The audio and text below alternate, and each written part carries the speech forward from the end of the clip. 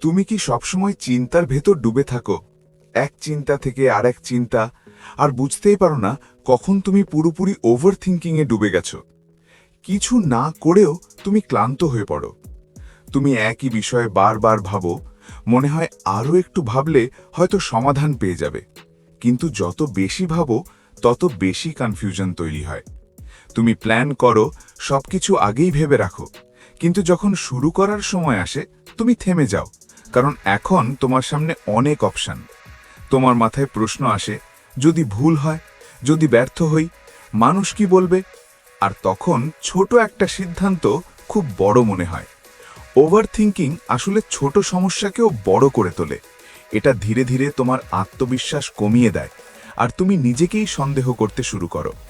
কিন্তু সত্যিটা হলো, ওভার থিঙ্কিং তোমাকে সুরক্ষা দেয় না।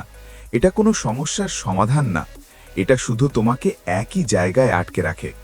তুমি যত বেশি ভাবো তত কম কাজ করো, আর যত কম কাজ করো তত ভয় বাড়তে থাকে। এভাবে এটা একটা লুপ হয়ে যায়, যেখান থেকে বের হওয়া কঠিন। এই লুপ থেকে বের হওয়ার উপায় খুব জটিল না। তোমাকে শুধু একটা ছোট অ্যাকশন নিতে হবে। পারফেক্ট না হলেও শুরু করতে হবে। যখন তুমি কাজ শুরু করো, তখন তোমার মাথা ধীরে ধীরে শান্ত হতে থাকে, কারণ তখন তুমি এগোচ্ছ, শুধু ভাবছো না, বাস্তবে কিছু করছো। তাই ওভার থিঙ্কিং বন্ধ করো। পারফেক্ট সময়ের জন্য অপেক্ষা করো না, এখনই ছোট করে শুরু করো। কারণ ক্ল্যারিটি আসে চিন্তা থেকে না, অ্যাকশন থেকে।